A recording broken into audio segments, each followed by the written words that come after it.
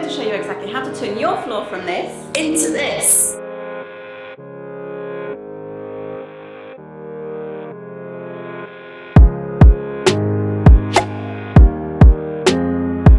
Hey friends, my name is Christine, and here on my channel I share fun DIY and home improvement projects to help you create a home that you love. And right now I'm going to share exactly how we laid this luxury vinyl plank floor. It's a surprisingly easy project, even as a total DIY beginner, and you hardly need any tools to lay it.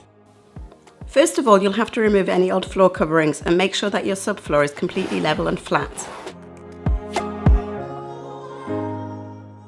You could leave the skirting boards and install half-round mouldings to cover the joint between the new floor and the existing skirting boards, but removing them will give the floor a nicer finish. Our floorboards were a bit wavy and uneven, so we covered them with a 3mm thick layer of hardboard to give us a super flat and smooth surface to work on. You don't need any fancy tools. Actually, you don't even have to use a single power tool. You don't need glue, so it won't end up a sticky mess. And best of all, laying a vinyl plank floor is quick to do too. We're linking to the exact floor and supplies we used in the description below. If you're anything like us, I know that you're probably eager to get stuck in, but it's important to let the boards rest in the room you'll be laying them in for around 48 hours so that they can acclimatise and expand or contract slightly. The last thing to plan before you start laying your vinyl plank floor is the layout of the boards so that you don't end up with a thin strip of vinyl flooring at one end of the room. We shared exactly how to calculate this in the step-by-step tutorial over on the blog that we've linked to in the description below. The first row is the most important, as this is the starting point for every other row. Take your time and make sure that it's perfectly straight. Laying the vinyl plank floor around a door frame takes a bit of extra care, but it's not difficult to do either. Lay an off-cutter flooring against the door frame and use it as a guide to cut out a slither of the door frame with a multi-tool or fine saw. When you've shortened the frame, you can easily slot the piece of floor into the gap.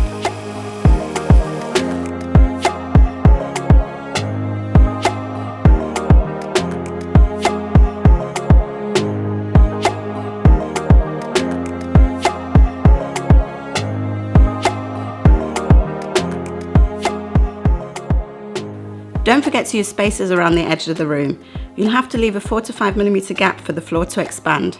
Don't worry about the gap, it'll be covered by your skirting boards. When you get to the end of the room, you'll have to make a cut so that the last board can fit into the remaining space. Instead of measuring the distance and calculating the cut, flip over the board so that the part you'll be joining faces the wall. We cut the vinyl plank flooring with our miter saw, which was really easy to do but kind of messy. Alternatively, you can easily cut the vinyl plank floor with a standing knife. Just score along the line and snap the board in half.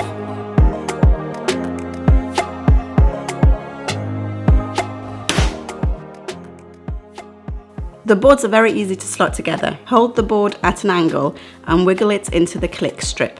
This method will vary slightly depending on the click system of your boards. It is really important not to force them together though. They should slot together easily. To make sure that all pieces are firmly connected, use a rubber hammer or a wooden block and hammer to tap them together if necessary.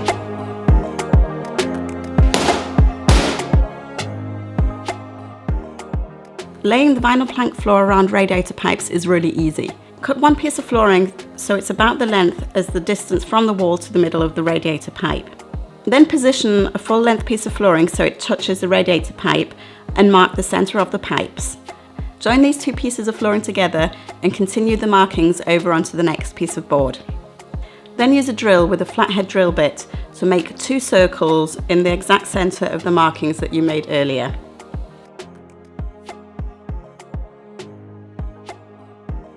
All that's left to do is install the vinyl plank flooring in exactly the same way as all of the other pieces.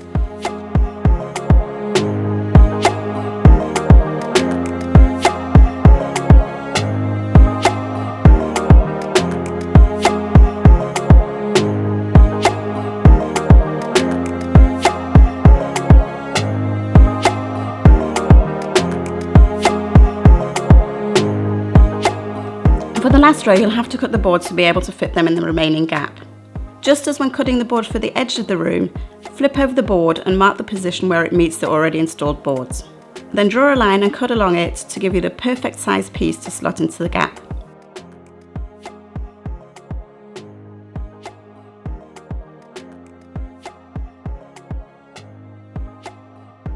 The last thing to do is add the skirting boards. We're using new white skirting boards, but you could reinstall the ones that were there before too. Just nail or glue them back to the wall and your new floor is completely finished.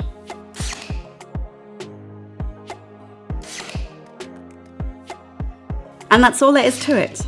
Okay, so it is a fair bit of work and it does take some time to complete, but it's honestly such an easy job. As you can see, there's still a few things to complete in this room and we still have a fairly long snagging list. But the room is already looking so much better with the fantastic new vinyl flooring. We're so pleased with how this project turned out. The floor looks and feels amazing, it's super easy to keep clean, and best of all, it's a really affordable project to do, especially if you lay the floor yourself. Don't forget to pop back in a couple of weeks to see the reveal of the finished room, or better yet, why not hit the subscribe button so that you don't miss it. We still have lots more projects to complete in here, but the room has already gone through a radical transformation that we can't wait to share. We would love to know what you think of our new floor, so leave us a comment below and let us know what you think. Is a vinyl plank floor something that you would want in your home too?